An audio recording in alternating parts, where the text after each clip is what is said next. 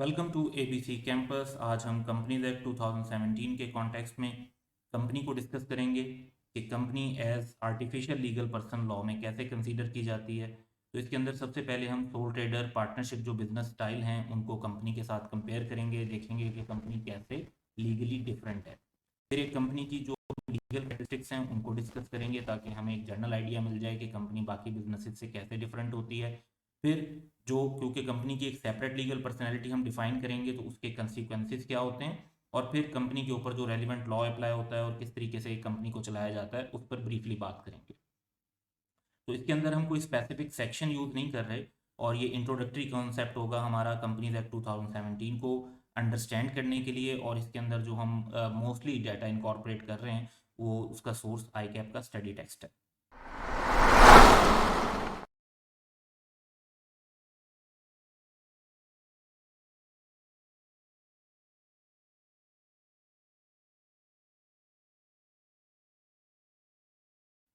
तो सबसे पहले हम बात करते हैं सोल ट्रेडर पार्टनरशिप और कंपनी की।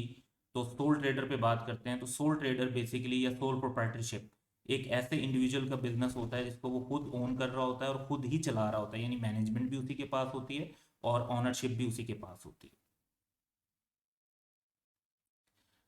अब लॉ की नज़र में एक सोल प्रोप्राइटर का जो बिजनेस है वो उसके पर्सनैलिटी से डिफरेंट नहीं कंसीडर होता, यानी वो पर्सन और उसका बिजनेस लॉ की नज़र में ये दोनों एक ही चीज़ कंसीडर होती है। और इसका इम्पैक्ट ये होता है कि वो इंडिविजुअल लाइबल होता है बिजनेस के डेट्स के लिए खुद, और पर्सनली ही लाइबल होता है अगर बिजनेस की तरफ से कोई लॉ की ब्रीच होगी। जैसे अगर बिजनेस ने कोई लॉ की कंप्लाइंस नहीं की और उस पर कोई पेनल्टी वगैरह लगती है तो वो उस शख्स के जो पर्सनल एसेट्स हैं उनमें से भी उसको रिकवर किया जा सकता है।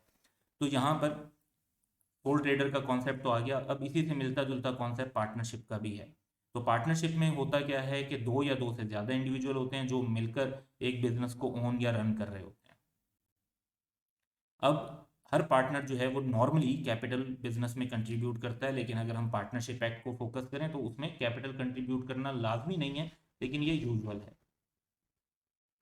एक पार्टनरशिप बिजनेस भी सोल प्रोप्राइटरशिप की तरह लॉ में एज अ पर्सन रिकग्नाइज नहीं होता, यानी लॉ की नज़र में जो पार्टनर्स हैं वो ही पर्सनली लाइबल होते हैं jointly with the other partners for the debts of the business.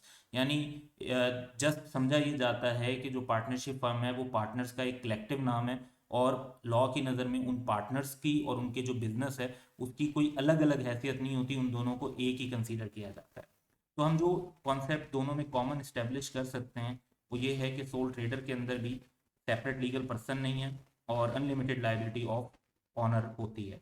इसी तरीके से पार्टनरशिप में भी सेपरेट लीगल पर्सन नहीं है और पार्टनर्स जो हैं, क्योंकि यहाँ पर एक से ज़्यादा लोग होते हैं, तो जो पार्टनर्स हैं उनकी अनलिमिटेड लाइबिलिटी होगी। अब ये दोनों कॉन्सेप्ट जहन में रखते हुए कि सोल ट्रेडर और पार्टनरशिप का क्या कॉन्सेप्ट है, इनको जहन में रखते हुए अब हम कंपनी का कॉन्सेप्ट पढ़ते हैं और उसके साथ इनको कंपैरिजन के अंदर भी डिस्कस करेंगे। तो सबसे पहले कि सोल ट्रेडर और पार्टनरशिप से डिफरेंट जो पॉइंट है वो ये है कि कंपनी एक लीगल पर्सन है सेपरेट फ्रॉम इट्स ऑनर्स, यानी जो कंपनी के ऑनर्स होते हैं जो जिन्हें हम शेयर होल्डर्स या मेंबर्स कहते हैं, लॉ की नज़र में कंपनी उनसे एक अलग पर्सन होती है। अब इसको लॉ के अंदर कहते हैं डॉक्ट्राइन ऑफ कॉर्पोरेट पर्सनैलिटी। अच्छा, वर्ड डॉक्ट्राइन का मतलब क्या होता है? डॉक्ट्राइन कहते हैं किसी स्टेब्लिश रूल ऑफ लॉ को, यानी ये एक ऐसा रूल है जो बहुत ही कॉमन है और रूटीन में कोर्ट्स में अप्लाई किया जाता है। और ये कॉन्सेप्ट क्या कहलाता है? Corporate personality. अब कंपनी कोई रियल में तो पर्सन नहीं होती, लेकिन लॉ की नज़र में उसे एक सेपरेट पर्सन कंसीडर किया जाता है। So that is the law recognises the company as a person with legal rights and obligation similar to those of ordinary individuals. जिस तरह मेरे और आपके राइट्स हैं, मेरे और आपकी ऑब्लिगेशंस हैं लॉ के अंडर, उसी तरीके से कंपनी को भी एक पर्सन समझा जाएगा और उस कंपनी के भी लीगल राइट्स होंगे, उस कंपनी की भी लीगल ऑब्लिगेशंस होंगी। एक एग्जांपल देखते हैं। Suppose mister Zahid sets up a limited liability company, जो टिपिकली कंपनीज लिमिटेड लाइबिलिटी होती हैं ज़्यादातर। हम टाइप्स जब पढ़ेंगे तो उसमें देखेंगे कि एक अनलिमिटेड का कॉन्सेप्ट भी है, लेकिन वो बहुत ही एक्सेप्शनल है। तो उन्होंने एक कंपनी बनाई है जी ABCSMC प्राइवेट। वर्ड एसएमसी से मुराद ये है सिंगल मेंबर कंपनी है, और पीवीटी बेसिकली प्राइवेट के लिए यूज होता है। तो उन्होंने 10,000 शेयर्स के साथ 10 रुपीज़ का एक शेयर एक कंपनी बनाई है। अब यहाँ पर लॉ की नज़र में दो पर्सन, एक मिस्टर जाहिद एक इंडिविजुअल के तौर पे और एक ABC SMC private limited company के तौर पे। For the purpose of the law would be two separate person, both would have separate legal existence, यानी अब ये लॉ की नज़र में दो पर्सन है। अच्छा, अगर इसी तरीके से मिस्टर जाहिद ने अगर सोल ट्रेडर के तौर पे बिजनेस किया होता तो फिर लॉ की नज़र में टू सेपरेट पर्सन ना होते, लॉ की नज़र में एक ही पर्सन होता मिस्टर जाहिद, और उनका बिजनेस एक ही बात कंसीडर होती। इवन अगर उन्होंने अपने बिजनेस का नाम कुछ डिफरेंट भी रखा है, जैसे लेट्स से कि वो अपने बिजनेस का नाम रख देते हैं यूनिक ट्रेडर्स, तो तब भी मिस्टर जाहिद और यूनिक ट्रेडर्स जो हैं वो लॉ की नज़र में एक ही पर्सन कंसीडर होंगे। अब यहाँ से जो बात हमें असल में कॉन्सेप्ट क्लियर होता है वो ये है कि एक कंपनी जो है वो आर्टिफिशियल पर्सन है, जाहिर बात है रियल पर्सन तो नहीं है, वो आर्टिफिशियल पर्सन है, जबकि जो इंडिविजुअल पीपल हैं जैसे मैं जैसे आप, हम नेचुरल पर्सन। अब इसका मतलब ये हुआ कि लॉ जब दोनों को पर्सन ट्रीट करता है तो दोनों को सेम वे में ट्रीट करता है, चाहे वो आर्टिफिशियल हो चाहे वो नेचुरल हो। इसका मतलब है कि जिस तरह मैं कॉन्ट्रैक्ट कर सकता हूँ आप कॉन्ट्रैक्ट कर सकते हैं, हम अगर किसी के साथ कॉन्ट्रैक्ट की ब्रीच करें तो वो हम पे केस फाइल कर सकता है। इसी तरह एक कंपनी भी कॉन्ट्रैक्ट कर सकती है, प्रॉपर्टी ओन कर सकती है, और अगर कोई उसके साथ कॉन्ट्रैक्ट की ब्रीच करता है तो वो उस पर केस भी कर सकती है। तो यहाँ पर अगर हम इसे जो है सोल ट्रेडर और पार्टनरशिप से कंपेयर करें तो कंपनी एक सेपरेट लीगल पर्सन है और इसके मेंबर्स की लायबिलिटी लिमिटेड होती है। इन कॉन्सेप्ट्स की तरफ हम आगे भी डिस्कस कर रहे होंगे। अब एक कंपनी की कैरेक्टरिस्टिक्स की बात करते हैं, यानी कंपनी होने से एक बिजनेस के स्टाइल पर क्या फ़र्क पड़ता है। पहली बात तो ये कि कॉन्ट्रेक्चुअल राइट्स एंड ऑब्लिगेशन, क्योंकि कंपनी को हमने कहा कि वो एक सेपरेट लीगल पर्सन है तो वो दूसरे लोगों के साथ कॉन्ट्रैक्ट्स में एंटर हो सकती है। अब दूसरे लोगों से यहाँ पे क्या मुराद है, यानी एक कंपनी किसी इंडिविजुअल के साथ भी कॉन्ट्रैक्ट कर सकती है, जैसे उसे एम्प्लॉय बनाए कस्टमर के तौर पे, सप्लायर के तौर पे, और एक कंपनी दूसरी कंपनीज के साथ भी कॉन्ट्रैक्ट कर सकती है, यानी उनसे सप्लायर के तौर पे कस्टमर के तौर पे दूसरी कंपनीज के साथ भी उसके कॉन्ट्रैक्ट हो सकते हैं। तो एक कंपनी के as a legal person contractual rights and obligation का। दूसरा पॉइंट है डेट्स एंड लाइबिलिटी। अगर एक कंपनी कोई डेट इनकर करती है, जैसे बैंक से लोन ले लेती है, तो कंपनी इटसेल्फ लायबल होगी और उसके ऑनर्स या शेयर होल्डर्स लायबल नहीं होंगे। तो अगर एक कंपनी ने बैंक से लोन लिया और वो कंपनी बैंक को लोन वापस नहीं करती, तो वो बैंक जो है वो उसके ऑनर्स पे केस नहीं कर सकते, वो कंपनी पर ही उसके लीगल नेम से केस फाइल करेंगे। तीसरा पॉइंट है ownership of assets and property. एक कंपनी अपने एसेट्स खुद ओन कर सकती है क्योंकि वो एक लॉ की नज़र में रिकग्नाइज्ड पर्सन है, बेशक आर्टिफिशियल पर्सन है लेकिन एक लीगल पर्सन है। तो जो मेंबर्स होते हैं जिन्हें हम ऑर्डिनरी शेयर होल्डर्स कहेंगे, वो कंपनी को ओन कर रहे होते हैं। कंपनी के ऑनर्स जो होते हैं उन्हें शेयर होल्डर्स कहा जाता है या मेंबर्स कहा जाता है, लेकिन वो कंपनी के एसेट्स को ओन नहीं करते। तो शेयर होल्डर्स जो हैं वो शेयर्स के ऑनर हैं कंपनी में,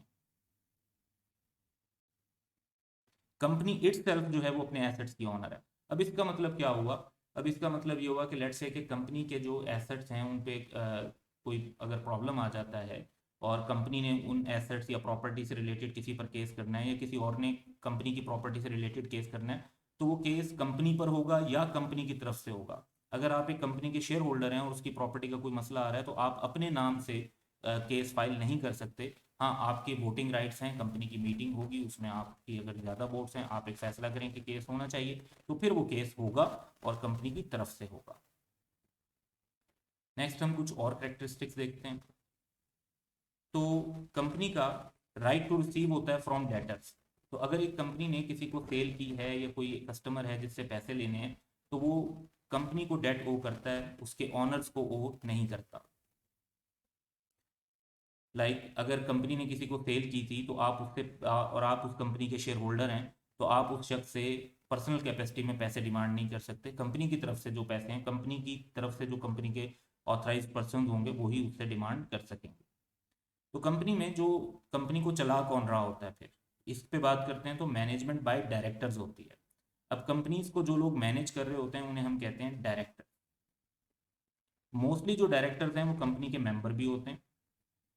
कुछ एक्सेप्शंस हैं लॉ में जहां पर ये पॉसिबिलिटी है कि एक ऐसा शख्स भी कंपनी का डायरेक्टर बन जाए जो कंपनी का मेंबर या ऑनर नहीं है, लेकिन आप कह सकते हैं कि 99% सिचुएशन में जो शख्स डायरेक्टर बनता है वो कंपनी का मेंबर भी होता है। लेकिन ये ज़रूरी नहीं है कि कोई बहुत ही ज़्यादा शेयर होल्ड करता हो तो वो मेंबर बन जाए। बाज़ औक़ात हो सकता है एक ऐसा मेंबर जिसके पास 20 या 30% शेयर हैं और वो डायरेक्टर ना बनना चाहें क्योंकि उनके पास शेयर्स तो ज़्यादा हैं, लेकिन लेट्स से कि टाइम नहीं है कंपनी को मैनेज करने का, और उसके मुकाबले में हो सकता है कि ऐसा शख्स डायरेक्टर बन जाए जिसके पास जस्ट कंपनी के 1% शेयर्स हैं, क्योंकि उसके पास रेलिवेंट नॉलेज है, स्किल है, कंपनीज को चलाने का तजर्बा है, और उस बेसिस पर उसको डायरेक्टर के तौर पे अपॉइंट कर दिया जाता है। खासतौर पर जो छोटी कंपनीज होती हैं उसमें शेयर होल्डर्स और डायरेक्टर्स तो अक्सर सेम इंडिविजुअल होते हैं, क्योंकि ये फैमिली बिजनेसेस होते हैं। तो बाज़ औक़ात ऐसा होता है कि 4 शेयर होल्डर्स हैं, वही 4 लोग डायरेक्टर हैं प्राइवेट कंपनीज में। लेकिन जो बड़ी कंपनीज होती हैं उनमें अक्सर जो डायरेक्टर्स हैं उनके बहुत ही छोटी शेयर होल्डिंग होती है, और समटाइम्स बाज़ औक़ात नहीं भी होती। तो कई ऐसी कंपनीज हैं जिनके शेयर होल्डर्स की तादाद हज़ारों में है, लेकिन वो ज़ाहिर बात है हज़ारों लोग तो मिलकर कंपनी को नहीं चला सकते कि डे रूटीन बेसिस पर वो उसकी मैनेजमेंट को देख रहे हैं।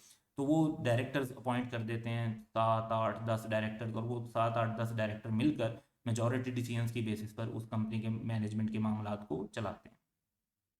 टैक्स के पर्सपेक्टिव से भी अगर हम देखें तो एक कंपनी अपना टैक्स पे करने के लिए पर्सनली लायबल होती है, वो अपनी इनकम और प्रॉफिट पर अलग से टैक्स पे करती है, और जो मेंबर्स होते हैं उनको जब कंपनी से डिविडेंड मिलता है तो वो फिर उनकी इनकम वो कंसीडर होता है और वो उसके ऊपर टैक्स पे करते हैं।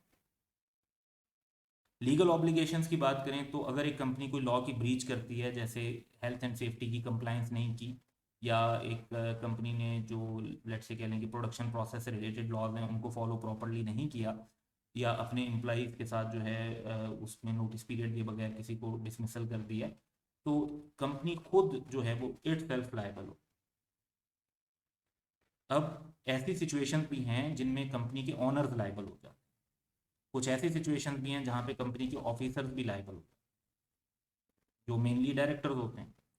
लेकिन ये एक्सेप्शनल सिचुएशन है, जो बेसिक रूल है उसका मतलब यही है कि कंपनी के ऑनर या उसके जो ऑफिसर्स हैं वो पर्सनली लायबल नहीं होंगे, और कंपनी के ऑनर या ऑफिसर्स पर्सनली लायबल तब होते हैं जब उन्होंने अपना जो काम होता है वो कंपनी के रूल्स कॉन्स्टिट्यूशन के मुताबिक प्रॉपर नहीं किया होता, या लॉ के मुताबिक जो उनकी ड्यूटी बनती थी उसको पूरा नहीं किया होता, तो तब लॉ समटाइम उनके ऊपर कहने के पनिशमेंट के तौर पर उनको लायबल कर देता है। वरना एज अ बेसिक रूल जो है वो कंपनी खुद ब्रीच ऑफ लॉ के लिए लाइबल होती है, और जो उसके ऑफिसर्स होते हैं, ऑनर्स होते हैं, डायरेक्टर्स होते हैं, वो उसके किसी गलत एक्ट की वजह से उनकी लाइबिलिटी नहीं होती अगर उन्होंने अपना काम प्रॉपरली लॉ के मुताबिक किया हो।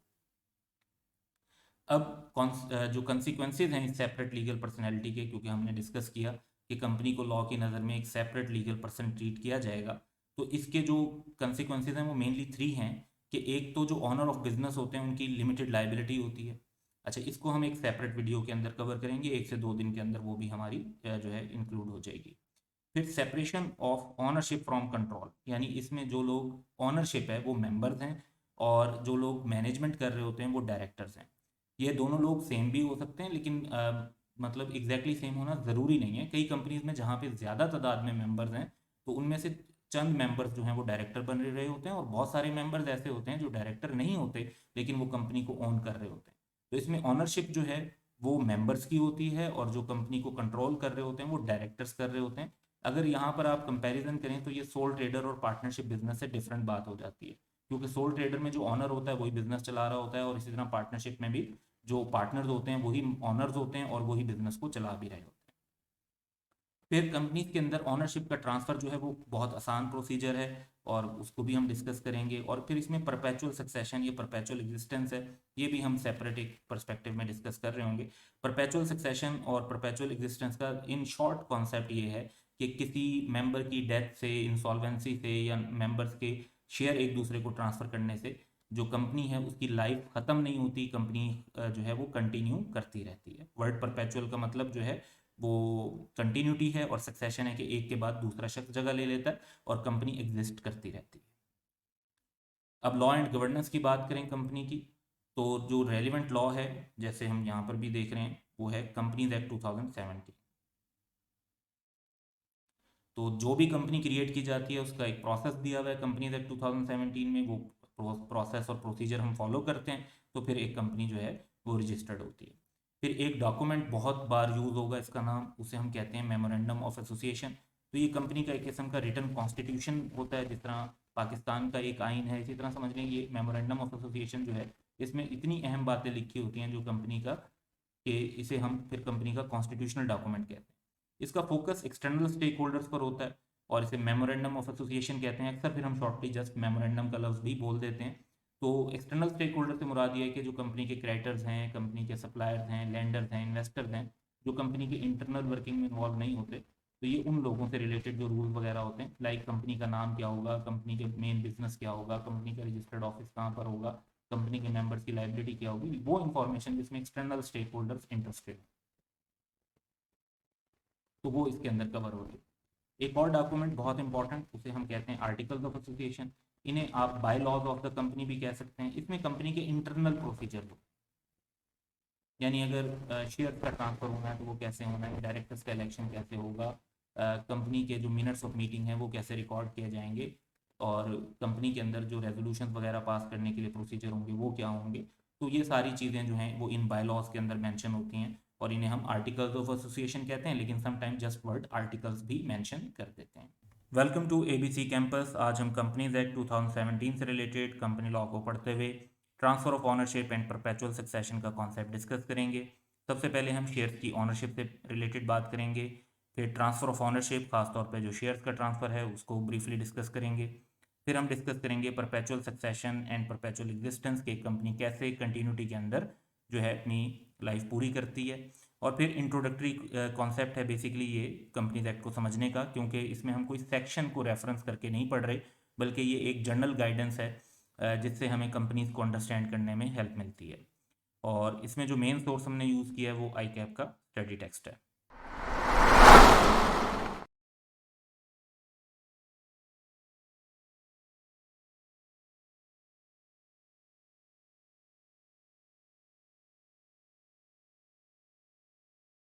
तो शेयर्स की ऑनरशिप पर बात करते हैं। तो सबसे पहले शेयर कैपिटल और मेंबर्स का कॉन्सेप्ट, जो कंपनी का कैपिटल होता है, यानी जो कंपनी में पैसा लगाया गया होता है, वो रिप्रेजेंट हो रहा होता है बाय शेयर्स। इन शेयर्स को जो लोग होल्ड कर रहे होते हैं एज ऑनर, उन्हें हम कहते हैं शेयर होल्डर्स, और प्रॉपर टर्म इसके लिए मेंबर्स की है। तो शेयर होल्डर या मेंबर्स जो हैं वो एक शेयर के ऑनर होते हैं, और एक तरीके से हम कह सकते हैं कि वो फिर कंपनी के ऑनर हैं। अब कई जगह पर हम जो टर्म है मेंबर और शेयर होल्डर की, उसको इंटरचेंजेबली यूज़ करते हैं, यानी एक की जगह दूसरी, लेकिन इन टर्म के अंदर थोड़ा सा डिफरेंस है। मेंबर और शेयर होल्डर एग्जैक्टली सेम नहीं होते, लेकिन वो जो कह लें कि टेक्निकलिटी है वो हम बाद में जाके पढ़ रहे होंगे, और उसके लिए आप रेलिवेंट सेक्शन 118 देखेंगे, और रेलिवेंट सेक्शन के अंदर उसकी डिटेल्स हैं कि मेंबर और शेयर होल्डर में क्या क्या फ़र्क होता है और क्या क्या सिमिलैरिटीज़ हैं। कौन शेयर ओन कर सकता है? कोई भी लीगल पर्सन, चाहे वो आर्टिफिशियल हो या नेचुरल हो, वो एक कंपनी में शेयर्स ओन कर सकता है। इसका मतलब है कि मैं और आप भी एक कंपनी के शेयर होल्डर बन सकते हैं जो नेचुरल पर्सन हैं, और एक कंपनी भी किसी और कंपनी की शेयर होल्डर बन सकती है, तो एक आर्टिफिशियल पर्सन भी शेयर्स होल्ड कर सकता है। तो this includes other companies. It is very common in practice for some companies to own some or all of the shares of other companies.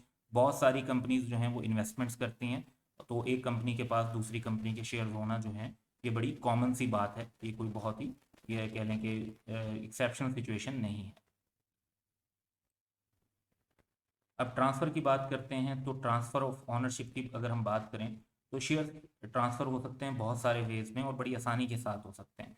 Cell के थ्रू हो सकते हैं, एक शख्स अपने जो शेयर हैं वो किसी और को गिफ्ट कर सकता है, एक शख्स को एक जो शेयर हैं वो इनहेरिटेंस के थ्रू भी मिल सकते हैं। और इसमें जो इम्पोर्टेंट पॉइंट है वो ये है कि शेयर्स का ये जो ट्रांसफ़र है ऑनरशिप का, ये किसी दूसरे ऑनर से अप्रूवल के बगैर किया जा सकता है। अब यहाँ पर ये पॉइंट असल में पार्टनरशिप से डिफरेंट है। पार्टनरशिप में अगर एक पार्टनर ने अपनी जगह किसी और को पार्टनर बनवाना हो, तो बाकी जितने भी पार्टनर हैं वो सब अपनी कॉन्सेंट देंगे, तभी एक पार्टनर जो है वो पार्टनरशिप से छोड़कर जाएगा और एक पार्टनर जो है वो पार्टनरशिप में शामिल होगा, अनलेस के पार्टनरशिप एट विल हो। पार्टनरशिप एट विल भी हो तो फिर उसमें ये होता है कि आप पार्टनरशिप को डिसॉल्व करते हैं, कि जी ख़त्म कर देते हैं। ये नहीं होता कि आप अपनी जगह किसी और को पार्टनर बना सकते हो। अपनी जगह किसी और को पार्टनर बनाना हो तो बाकी तमाम पार्टनर्स की कॉन्सेंट ज़रूरी होती है, उसके बगैर आप नहीं बना सकते। कंपनीज में ये मसला नहीं है, हज़ारों की तादाद में भी शेयर होल्डर्स होते हैं, कोई भी अपने, और थोड़ी भी हों तब भी, तो एक शेयर होल्डर अपने शेयर्स जो हैं वो ईजिली जो है किसी दूसरे को ट्रांसफ़र कर सकता है, और उसे बाकी ऑनर्स की जो है अप्रूवल की ज़रूरत नहीं होती। बाकी ये है कि हाँ, कंपनीज के जो मेमोरेंडम और आर्टिकल्स के रूल्स एंड रेगुलेशंस होते हैं उन्हें ज़रूर फॉलो करना होता है ट्रांसफ़र के प्रोसीजर के अंदर। अब अगर शेयर ट्रांसफ़र की बात करें तो शेयर ट्रांसफ़र का मतलब है कि जो शेयर से रिलेटेड राइट्स एंड ऑब्लिगेशंस हैं वो भी ट्रांसफ़र हो जाएंगी। तो जब शेयर ट्रांसफ़र होते हैं तो उसके साथ जो राइट्स एसोसिएटेड होते हैं, जैसे राइट टू वोट है, जैसे जो कंपनी की मीटिंग्स होती हैं मेंबर्स की, उनमें वोट देने का राइट, उन मीटिंग्स को अटेंड करने का राइट, और फिर जब कंपनी का प्रॉफिट डिस्ट्रीब्यूट होता है तो उसको हम कहते हैं डिविडेंड। तो डिविडेंड को लेने का राइट जो है वो ट्रांसफ़र हो जाते हैं न्यू ऑनर्स को। तो अगर आप अपने मिस्टर ए अपने शेयर्स जो हैं वो मिस्टर बी को ट्रांसफ़र कर देते हैं, तो पहले right to vote, right to attend meeting, right to dividend mister A का था, लेकिन ट्रांसफ़र के बाद ये सारे राइट्स जो हैं वो अब मिस्टर बी के बन जाएंगे। तो शेयर्स के ट्रांसफ़र का मतलब है कि शेयर से रिलेटेड जो राइट्स एंड ऑब्लिगेशन हैं वो भी ट्रांसफ़र हो रहे होते हैं। परपेचुअल सक्सेशन या परपेचुअल एग्जिस्टेंस की बात करते हैं तो इसका कॉन्सेप्ट बेसिकली ये है कि एक कंपनी में ऑनरशिप के चेंज होने से, इवन कि किसी मेंबर की डेथ हो जाए या बैंकरप्सी हो जाए, उससे भी कंपनी की एग्जिस्टेंस के ऊपर कोई फ़र्क नहीं पड़ता और कंपनी जो है वो कंटिन्यू करती रहती है। ये कॉन्सेप्ट जो है ये पार्टनरशिप से डिफरेंट है। पार्टनरशिप में बेसिकली क्या होता है, पार्टनरशिप में अगर एक पार्टनर की डेथ हो जाती है तो लॉ के मुताबिक समझा जाता है कि पार्टनरशिप ख़त्म हो गई। अगर बाकी पार्टनर्स फिर बिजनेस को कंटिन्यू करते हैं तो वो लॉ के पर्सपेक्टिव से यूं कंसीडर होता है जैसे उन्होंने एक न्यू पार्टनरशिप फॉर्म करके उसको कंटिन्यू किया हुआ है। तो डेथ और बैंकरप्सी दोनों में पार्टनरशिप के अंदर बेसिकली यही रूल है कि अगर बाकी पार्टनर्स बिजनेस कंटिन्यू करते हैं तो वो फिर एक नई पार्टनरशिप समझी जाती है और वो पुराने बिजनेस की कंटिन्यूटी कंसीडर नहीं होती। लॉ उसको इस तरीके से देखता है, जबकि कंपनी में ऐसा कोई मसला नहीं है। शेयर्स का ट्रांसफर वैसे हो जाए, बाय सेल, गिफ्ट, इनहेरिटेंस, और डेथ हो जाए मेंबर की, बैंकरप्सी हो जाए, इससे कोई फर्क नहीं पड़ता। जिस शख्स की डेथ होगी उसकी जगह उसके जो लीगल रिप्रेजेंटेटिव हैं वो उस कंपनी में मेंबर बन जाएंगे। और इवन इसमें ये होता है किसी की अगर लीगल रिप्रेजेंटेटिव ना भी हों तो फिर दूर के रिलेटिव्स होते हैं, और फिर अगर वो भी ना हो तो फिर इवन गवर्नमेंट जो है उन शेयर्स की मालिक बन जाती है। तो government as a shareholder भी कंपनी के अंदर आ सकती है। तो इस तरीके से एक कंपनी जो है वो कंटिन्यू करती है, और कंपनी यानी इस तरह हम कह सकते हैं कि बड़े लॉन्ग पीरियड के लिए एक बिजनेस कंटिन्यू कर सकता है। कंपनी को ख़त्म करने का एक फॉर्मल प्रोसीजर होता है जिसे हम कहते हैं वाइंडिंग अप, वो फॉलो करते हैं तो कंपनी की लाइफ ख़त्म होती है। किसी ऑनर की डेथ से, बैंकरप्सी से या ऑनरशिप के चेंज होने से कंपनी की लाइफ ख़त्म नहीं होती। Welcome to ABC campus. आज हम कंपनीज एक्ट 2017 की अंडरस्टैंडिंग के लिए कॉन्सेप्ट ऑफ लिमिटेड लाइबिलिटी को डिस्कस करेंगे। तो इस वीडियो में हम liability of company directors and members को पहले ब्रीफली डिस्कस करेंगे, फिर खास तौर पर थोड़ा सा फोकस करेंगे liability of members in case of partly paid shares पर, और फिर कंपनी की लिमिटेड लाइबिलिटी की वजह से जो क्रेडिटर्स को रिस्क होता है उसके लिए लॉ उनको किस तरीके से वार्न करता है, इस पर बात करेंगे। और ये हमारा इंट्रोडक्टरी कॉन्सेप्ट है टू अंडरस्टैंड कंपनीज एक्ट 2017। इसके अंदर हम किसी स्पेसिफिक सेक्शन की नॉलेज को जो है रेफ़र नहीं कर रहे, और बेसिक सोर्स जो इस वीडियो के लिए कंटेंट का है वो from I cap study text है।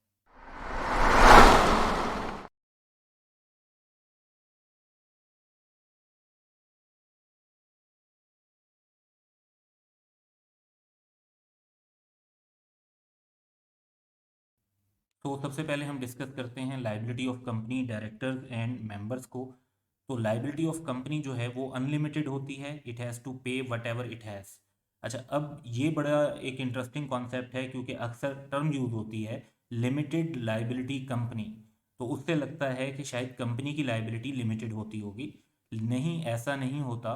लिमिटेड लाइबिलिटी कंपनी में कंपनी की लाइबिलिटी अनलिमिटेड ही होती है, उसके मेंबर्स की लाइबिलिटी लिमिटेड होती है। तो लिमिटेड लाइबिलिटी अप्लाई करती है शेयर होल्डर्स पे, और ये कंपनी पर इटसेल्फ अप्लाई नहीं करती। एक कंपनी अपने डेट्स के लिए फुली लायबल होती है, तमाम लाइबिलिटीज़ के लिए, जैसे कोई भी पर्सन अपने डेट्स के लिए फुली लायबल होता है जो कि वो इनकर करता है, उसी तरीके से कंपनी भी फुली लायबल होती है। डायरेक्टर्स की बात करें तो डायरेक्टर्स भी पर्सनली लायबल नहीं होते अगर वो प्रॉपरली एक्ट करते हैं। हाँ, अगर वो कहीं पर कोई लॉ की खिलाफ वर्जी करते हैं तो वहाँ पर एज पनिशमेंट बाजुकात लॉ की प्रोविजन होती है कि वो फिर कुछ खास डेट्स या एक्सपेंसेस के लिए पर्सनली लायबल होंगे। तो directors and other officers of company act on behalf of company, क्योंकि वो कंपनी के एजेंट के तौर पे काम कर रहे होते हैं, और अगर वो अपनी पावर्स के अंदर रहते हुए काम करते हैं, लॉ के मुताबिक काम करते हैं, तो फिर वो कंपनी के डेट्स के लिए पर्सनली लायबल नहीं होंगे। लेकिन जहाँ वो किसी लॉ की खिलाफ वर्जी करते हैं या अपनी अथॉरिटी से एक्सीड करते हैं तो वहाँ पर एज पनिशमेंट लॉ में कई जगह पे मेंशन है कि फिर वो डेट्स के लिए, कुछ खास डेट्स के लिए या कुछ एक्सपेंसेस के लिए पर्सनली लायबल होंगे। अब बात करते हैं लाइबिलिटी ऑफ मेंबर्स की। तो मेंबर्स की लाइबिलिटी लिमिटेड होती है। तो लिमिटेड लाइबिलिटी कंपनी में कंपनी की लाइबिलिटी लिमिटेड नहीं होती, बल्कि मेंबर्स की लाइबिलिटी लिमिटेड होती है to the extent of investment in company, यानी उन्होंने कंपनी में जितने पैसे इन्वेस्ट किए हुए होते हैं उस हद तक। तो ये जो लिमिटेड लाइबिलिटी का कॉन्सेप्ट है ये कंपनी के ऑनर्स और मेंबर्स पर अप्लाई होता है। Liability of owners of company for the debt of company is limited to the amount of their investment in the company and they don't have to pay any other amount in case of insolvency of the company. अब इसका मतलब ये है कि अगर आपके पास 1 करोड़ रुपए थे और आपने एक कंपनी के अंदर उसमें से 10 लाख रुपए इन्वेस्ट कर दिए और उस कंपनी को बहुत ज़्यादा लॉसेज हुए, वो बैंकरप्ट हो गई, इंसॉल्वेंसी हो गई और उसे लोगों को बहुत सारा पैसा देना है, आपका जो मैक्सिमम नुकसान हो सकता है वो 10 लाख रुपए हैं जो आपने कंपनी में इन्वेस्ट कर दिए थे। आपके करोड़ रुपए में से जो बाकी 90 लाख रुपए हैं वो जिसके आपके पर्सनल एसेट्स होंगे जैसे घर गाड़ी या दूसरे एसेट्स, उनके ऊपर कोई इम्पैक्ट नहीं आएगा। आपका जो नुकसान उस कंपनी के अंदर हो सकता है वो सिर्फ उस अमाउंट का हो सकता है जो आपने उसके अंदर इन्वेस्ट की। इसके अलावा अमाउंट में आपका कोई लॉस नहीं होगा।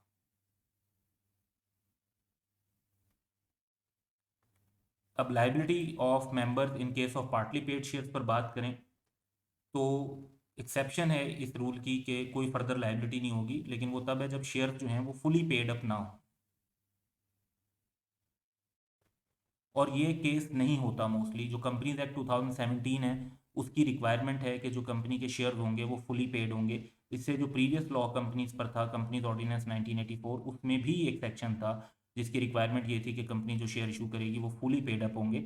लेकिन उससे पहले की जो कंपनीज थी उनमें ये पॉसिबिलिटी है कि एक कंपनी के शेयर्स जो हैं वो फुली पेड ना हो, और इन दैट केस उसके मेंबर्स की लाइबिलिटी होगी कि जितनी अमाउंट अनपेड थी उतनी अमाउंट उनको देनी पड़ेगी, लेकिन लाइबिलिटी अब भी लिमिटेड होगी। तो एक एग्जांपल से इसको डिस्कस करते हैं। तो ये जहन में रखना है कि ये जो मॉडर्न अब कंपनीज हैं उनमें तो शेयर फुली पेड ही होते हैं और उनके अंदर ये अप्लाई नहीं होगा। ये बड़ा एक्सेप्शनल सी सिचुएशन है जो सिर्फ उन कंपनीज की सूरत में अप्लाई हो सकती है जिनके अनपेड शेयर्स थे 1984 से पहले।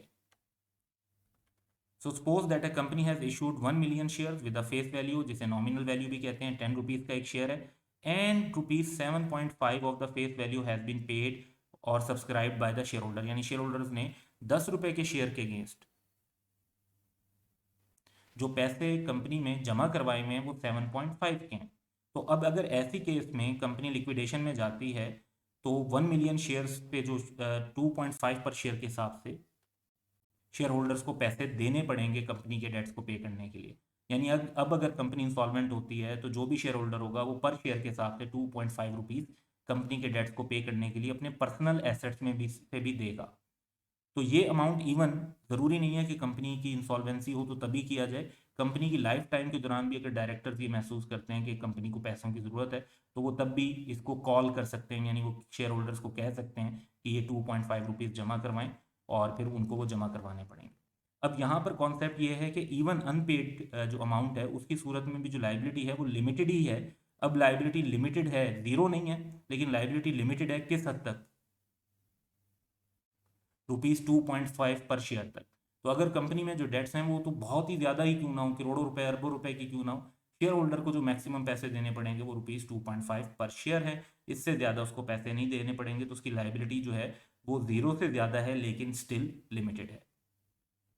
अब एक इशू ये आता है कि जब हम मेंबर्स की लिमिटेड लाइबिलिटी की बात करते हैं तो नेचुरली इसका मतलब है कि क्रेडिटर्स के लिए रिस्क है। Limited liability of members of company poses risk for creditors of the company, कि क्रेडिटर्स के लिए ये रिस्क है कि अगर वो मेंबर से पैसे रिकवर नहीं कर सकते तो फिर उनका नुकसान हो जाएगा, उन्हें बैड डेट्स रिकॉर्ड करने पड़ेंगे। तो इसके लिए एक रूल ये रखा गया है कि वर्ड लिमिटेड मेंशन किया जाता है कंपनी के नाम में, और इस नाम से पता चल जाता है कि आप एक ऐसे बिजनेस के साथ डील कर रहे हैं जिसके मेंबर्स की लाइबिलिटी लिमिटेड होगी। तो क्रेडिटर्स को पता चल रहा होता है कि अच्छा हम इस बिजनेस के साथ डील कर रहे हैं तो हमें ज़्यादा केयरफुल होकर डील करना चाहिए क्योंकि इसके मेंबर्स की लाइबिलिटी लिमिटेड है। पाकिस्तान में प्राइवेट कंपनीज के नाम के एंड पर प्राइवेट लिमिटेड होता है। जैसे अगर आप कहते हैं कि जी आपने XYZ नाम रखना है कंपनी का तो वो नाम होगा XYZ प्राइवेट लिमिटेड, और अगर पब्लिक कंपनीज हो तो उनका नाम में जस्ट वर्ड लिमिटेड होता है, यानी जस्ट लिमिटेड लिखा हो तो इसका मतलब है कि पब्लिक कंपनीज हैं। तो अगर XYZ कंपनी है तो उसका नाम होगा XYZ लिमिटेड। अब लिमिटेड का वर्ड आने से कंपनी के नाम में जितने भी लोग उस कंपनी के साथ डील कर रहे हैं उनको ये अंदाज़ा हो जाता है कि ये एक ऐसा बिजनेस है जिसके मेंबर्स की लाइबिलिटी लिमिटेड है और इसके साथ फाइनेंशियली डील करते हुए हमें इस बात का ख्याल रखना चाहिए। इसके अलावा भी जो लॉ की रिक्वायरमेंट्स हैं, लॉज एंड रेगुलेशंस की, वो कंपनी की काफ़ी इंटेंसिव हैं, काफ़ी सख्त हैं, और वो बेसिकली इसलिए सख्त रखी गई हैं ताकि कंपनीज जो हैं वो प्रॉपरली गवर्न हों।